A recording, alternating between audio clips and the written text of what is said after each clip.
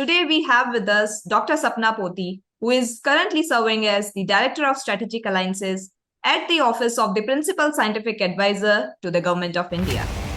After several interviews and several roundtables with different tier 2, tier 3 colleges, with industry in terms of what they have to offer, with foreign institutes in terms of what they want to do, think tanks, and so on, Manthan got the World Government Summit Award. We got the Dun & Bradstreet Award for Manthan, and yesterday we got an award by the PSU Summit. The PMO of UAE had invited me over. Hi everyone, and welcome back to another episode of Jan Mangan. I am Bhumika Vyas, and today we have with us Dr. Sapna Poti, who is currently serving as the Director of Strategic Alliances at the Office of the Principal Scientific Advisor to the Government of India. She is the brain behind the big national platforms like Manthan, and with nearly 30 years of experience, Dr. Poti has worked across the government and skill development. Today, she is here to talk about what the future of Indian science for Bharat 2047 could look alike.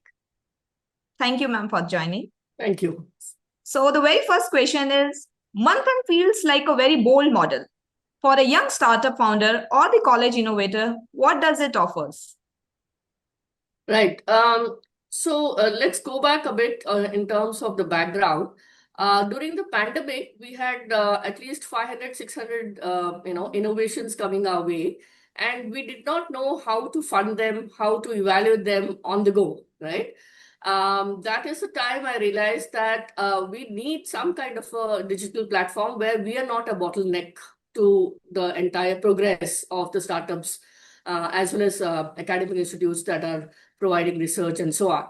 And that's why I had, Manthan in mind. And at that juncture, we didn't have budgets. So we also requested Mr. Lakshmi Narayan, who is the ex-Cognizant Managing Director and a philanthropist, to fund this development of this platform.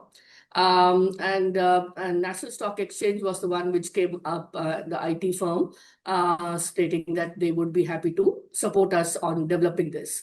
So that's how this got, the platform came about. Obviously, at that time, it was just an idea stage. And from that stage to what we are today, we are at a $1 billion US worth of projects and problem statements on the platform with their budgets and so on.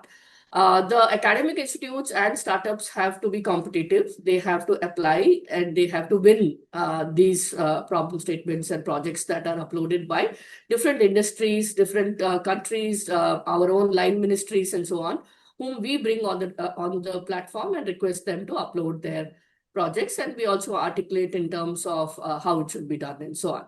So that is the way it happened. And for every startup innovator and any researcher, he could just come into one platform and receive, projects from across the spectrum of industries, embassies, different countries, innovation hubs, as well as various public sector units and government institutes.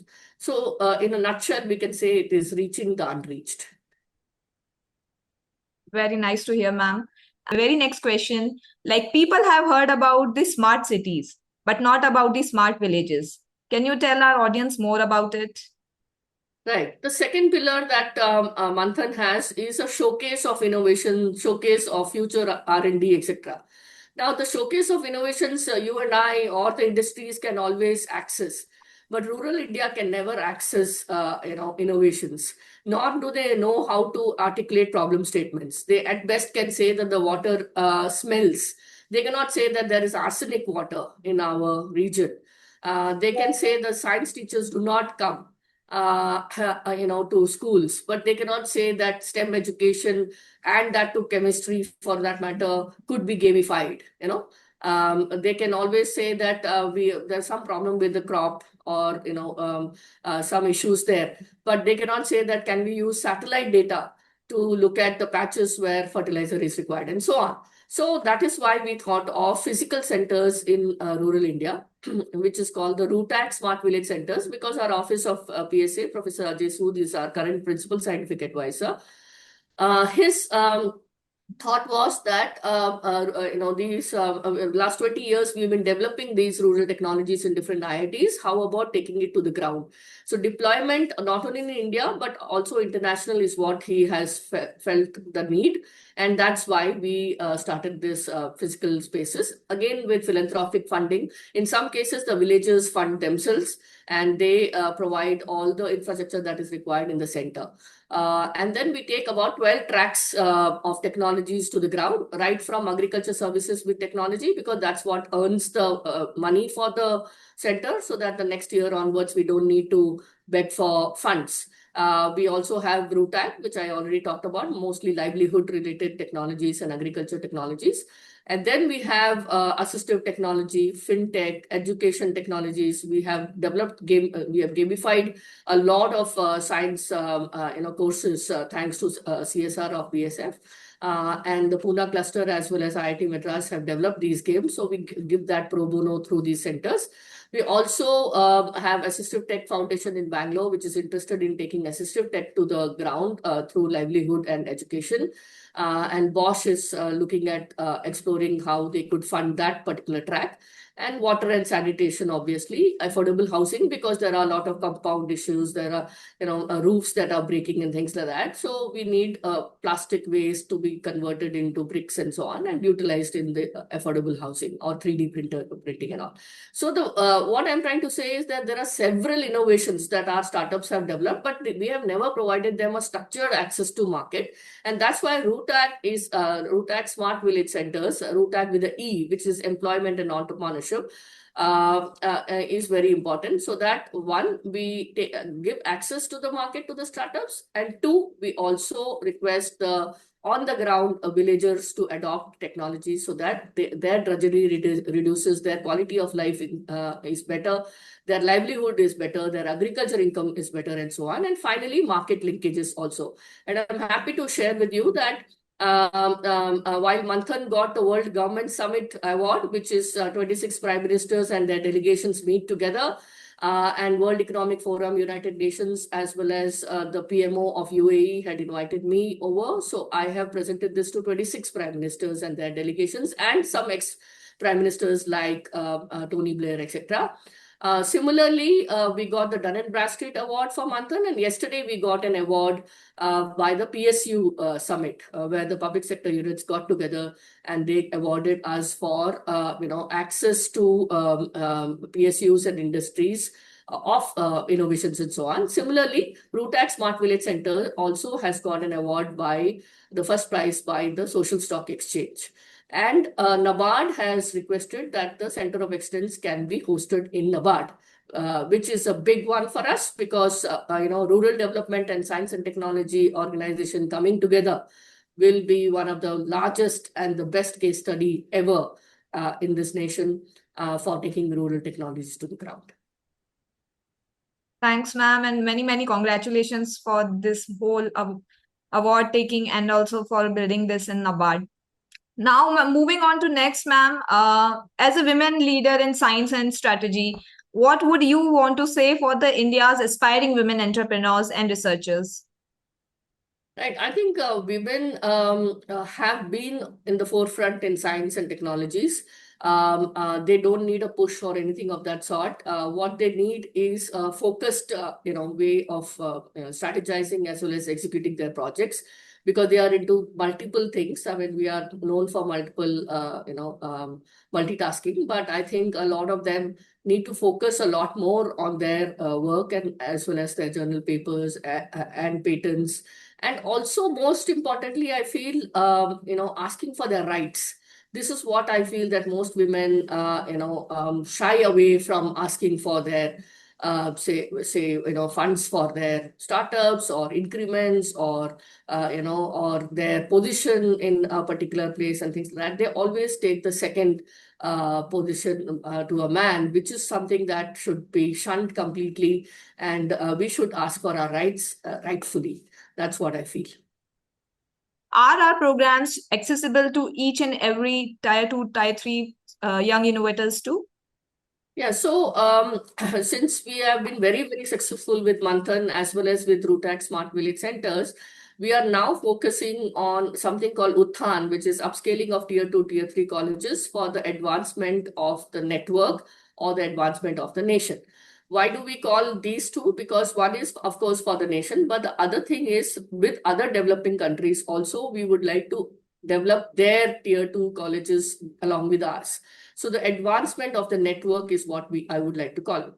There are 4 or 5 programs that we have culled out for under Utthan after several interviews and several roundtables with different tier 2, tier 3 colleges, with industry in terms of what they have to offer, with foreign institutes in terms of what they want to do, think tanks, and so on. We have arrived at 5 large programs. The first one is to get industry, to be excited about tier 2, tier 3 colleges also, source their projects and their problem statements just for the tier 2, tier 3 colleges. That's one thing we are doing aggressively. Second is to look at receiving rural technology and immersing them in the rural smart village centers, rural smart village centers, so that the 50 colleges which are around that RSVC immerse themselves on a regular basis, pick up some problem statements from rural India, and we get that funded. So that's the second one. The third one is in terms of informative courses. So we have requested YouTube Health to work on AMR with National Center for Biosciences. Similarly, we requested Taylor and Francis to look at informative course on vernacular language, if possible, on research methodologies, and so on. So, depending on what comes our way. And then the fourth program that we are looking at is getting foreign institutes and think tanks to come and spend time with our tier 2, tier 3 colleges in India. And lastly, we are also looking at capacity building of research, that is statistical tools, mathematical modeling, literature review, writing of a proposal specifically for fundraising through a CSR, IPR management, and so on. I mean, I can go on and on, but these are 5 broad areas that we are wanting to work on. ADB has, requested us to be in their advisory council as well as working groups, and we're working with them. But parallelly, we're not going to be waiting. But parallelly, we are working on our own. One good example that I can talk about is that we have Taylor and Francis with them. We are doing something called the Utthan TNF champions in colleges, where in India, Nepal, Morocco, and Kenya, 4 countries, we have selected tier 2 colleges, and we have appointed Utthan champions over there, who will be the ones who will learn everything on whatever I talked about in research inputs, ethics of publication itself, how do you write a paper and all of that, how do you research, literature review, methodologies, all of that. And from measuring from today in terms of where they stand to the next few years, how they have improved with all these inputs being provided. So and that's the trainer kind of a program. So then the Utthan champions go ahead and train the others in the institute. So that's what we have culled out. And mind you, all of this is without a single rupee project funding or budgets from Office of PSA or from the Government of India. Everything is to be raised.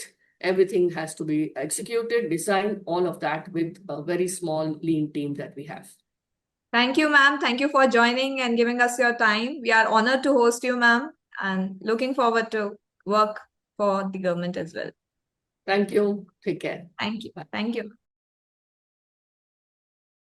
Young Indians